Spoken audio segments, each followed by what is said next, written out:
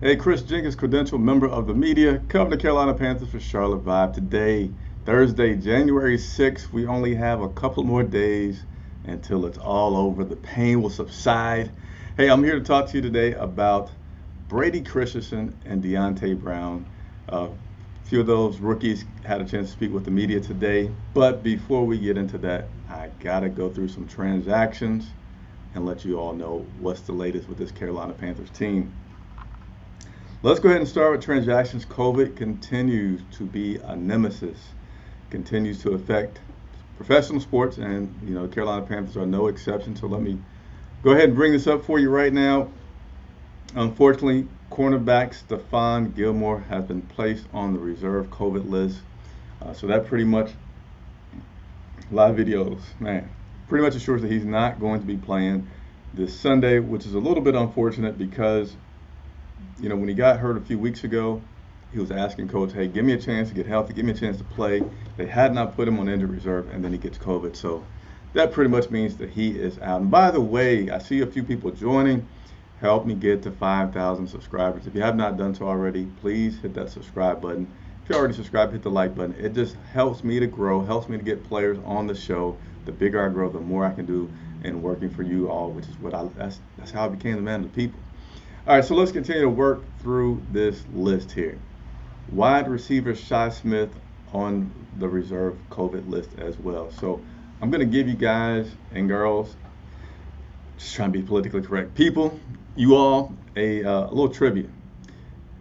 What does that, I can't even do the trivia. I'm just going to tell you. Yesterday on the injury report, it was two players that were listed as an illness. It was Yetur Gross, and then there was Shi Smith. So right before I went live yesterday, Yetur went on the COVID list. And I said, well, that's strange, but Shi Smith is on there as an illness. Well, he too turned to COVID, and sure enough, surprisingly, illness list yesterday, COVID list today. If I was to speculate with optimism, I'd say, well, maybe they want to retest guys when they first get it, and they had to get this report out. So the best thing they would do is put them as an illness until they get the results of the report back. I don't know, but I'm sure there's a reason behind it. So those are your transactions for today. And now let's go ahead and jump into the injury report. And if you haven't hit that subscribe button, please do so. My man Mick Mixon, the voice of the Carolina Panthers for the past 17 years, will be on the show Monday for my Ask Me Your Carolina Panthers questions. So if you want to talk to Mick, if you want to enjoy the conversation live and interactive, make sure you do that. Let's go over the injury report. Wide receiver Robbie Anderson's on this list again. Safety Sean Chandler is on this list. Growing, he did not practice. I'm sorry, Robbie Anderson's on the list with a quad. He did not practice. Cornerback C.J. Henderson, at least he was limited in practice with his injury. C.J.'s limited with his knee.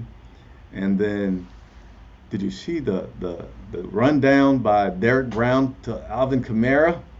Fortunately, this is no groin. This is no quad. Derek Brown's on the injury report with an elbow. He was limited in practice today. So those are your transactions. Now, stay tuned because I got one more thing I'm going to talk about, which is the guy, Steve Smith, the legend, the Hall of Famer. He tweeted something today, and I want to read it to you. I think it's an indication of how everybody's getting fed up and wants better for this Carolina Panthers team. So, title of the video, Deontay Brown, Brady Christensen. We got a chance to speak with those rookies today. First up was the rookie, jack of all trades on that offensive lineman, Brady Christensen. And so some of the questions to Brady today were about, hey, what's your best position? Where do you want to be? Where do you like to be? And he took the good route of saying, hey, I'm a rookie. I trust my coaches. I trust what they're doing. If they say I should be here, then that's where I'm going to be, and that's where I'm going to try and be the best that I could be. It was really cool that David Newton asked him about short arms. He feels like that. I forget how he asked him about the short arms, and he said, yeah, I guess I just got to blame my parents on that one. So that was a funny moment.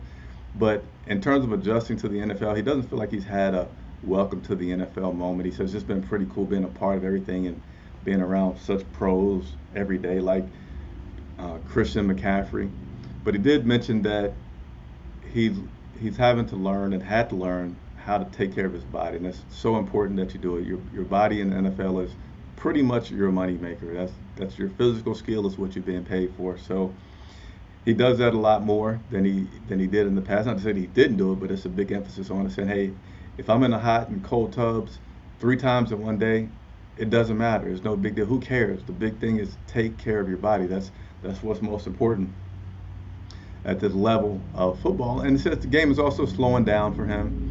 You know, you hear a lot of guys talk about that when you first come. Things are just going so fast. They're learning new things. Everybody's fast. Everybody's athletic. Everybody's strong.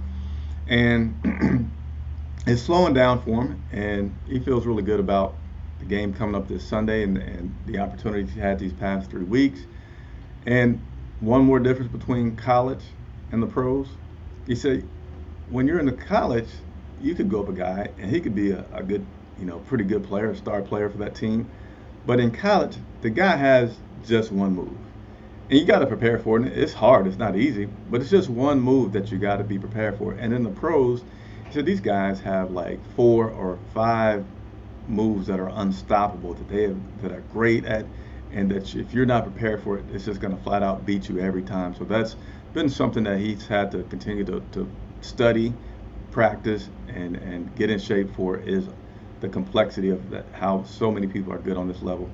Deontay Brown kind of spoke of the same thing in terms of the difference between college and the pros, saying that in the pros, everybody's a superstar. Everybody was the big man on campus. Everybody's good, and in college, it wasn't like that. And he didn't say this, but I'm going to paraphrase it. He almost was saying that in college, you could be so good that it doesn't matter about what your skill set is. If you're so fast, if you're so strong, if you're so talented, some of the details don't matter, because you could just literally dominate the person just from a physical standpoint. And you can't do that at the pro level, because everybody's an alpha male in the league. And excuse me, he does expect to play this weekend. Doesn't know how much, but Coach Rule has hinted about Deontay getting some opportunities, and Deontay feels like he's going to get that opportunity as well. And what do you want to work on in the offseason, Deontay? He says he wants to learn other positions, just wants to be more flexible, because you hear that a lot from coaches these days, and certainly Matt Rule's talked about player flexibility. And I'll give you a second. Guess what position that Deontay wants to get work on this summer? Guess. Tell me one guess. And I see there's some comments coming. I'm going to get to them in a second. He says he's going to learn some center. I don't know if somebody's told him to. He just said that he wants to work on becoming a center.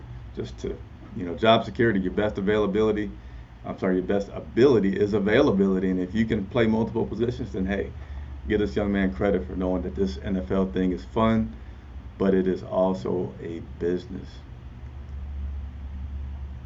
All right, so let's go ahead and see a few comments that are in here, and a compliment. I appreciate. Hey, this job is not hard. I'm sorry, it's not easy right now. I love what I do, but man, this last week in an 18-game season for the first time is tough. 18-week season, 17 games is tough, especially when you are in the midst of what are we now, 6 or 7 game losing streak. And you're about to play a team that just beat you, feels like yesterday, but a couple of weeks ago. But last topic, and then we're going to go to some comments and get out of here. Steve Smith, I touched on this earlier. He was on Twitter earlier today, commenting on some things that were said today. On Thursdays, we get to talk to the offensive coordinator, defensive coordinator, and some players. We do not get to talk to the coach.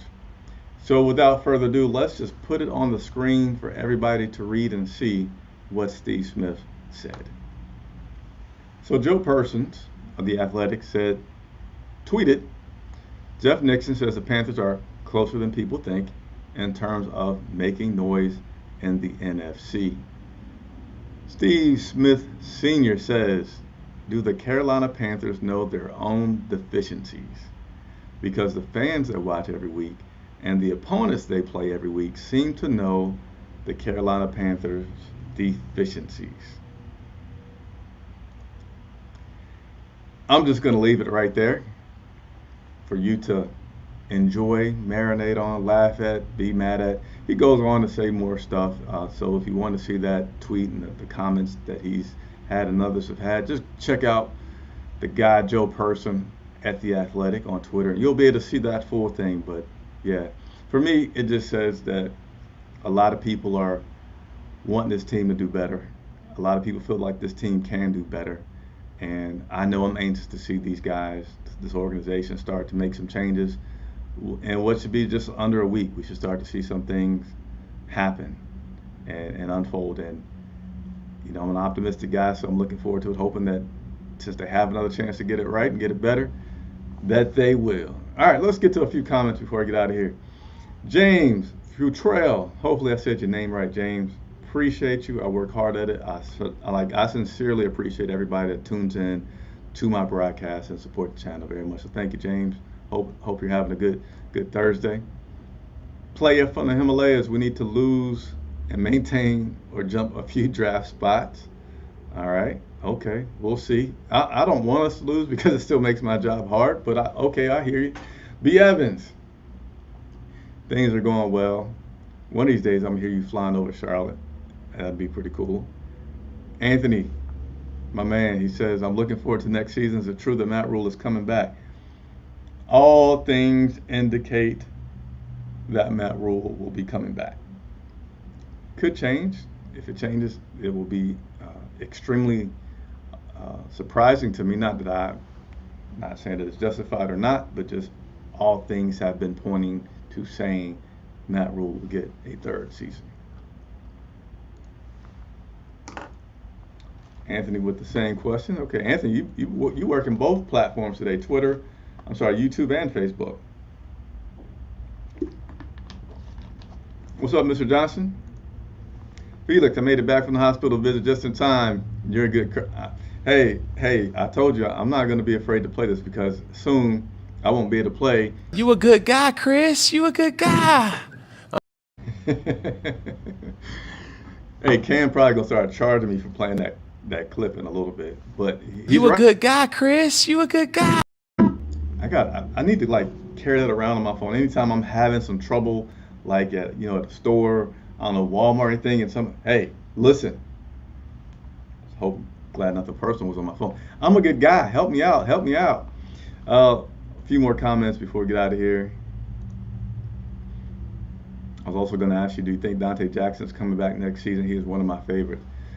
Yeah, so Anthony, I don't think it's a slam dunk that Dante comes back. He does, in my opinion, seem like he could be a guy that wants his money, and he deserves his money, right? He's played his rookie contract out. He's done a good job. But, these guys recognize the business. You heard me earlier talking about Deontay Brown trying to learn multiple positions so that he can maximize his career in the NFL in his position. So Dante Jackson knows, hey, he doesn't know if he's going to be in the league 10 more seasons or just one more season. So if there's a chance to make significantly more money at another place, it's just tough to pass up by these guys because of the business that they're in.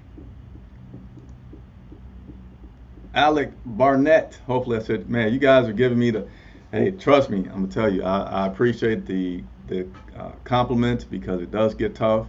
But when you guys are saying the positive things, it helps me to continue to come in here. And even though we're in the midst of this bad season, do some good things. And I have more content planned for you guys. I was actually putting together something today. I don't want to talk about it because if I finish it a day late, I don't want you to know, hey, you were late. But I'm going to continue to do content that is interesting and not a drag, not just bashing the team, but just keeping you informed about everything. So look forward to that. All right, so that looks like that gets us through all the comments for today. Hey, again, appreciate everybody that tuned in, watched the show. Please subscribe if you haven't done so. Help me get to 5,000 subscribers. If you already have, hit the like button. It helps other people find out about me and helps me to continue to get player interviews, which I love doing. I think I did about 10 of them this season, which was quite a feat considering that I had to work through a lot of logistics with COVID. But nevertheless, I'm out. Chris Jenkins reporting for Charlotte Vibe.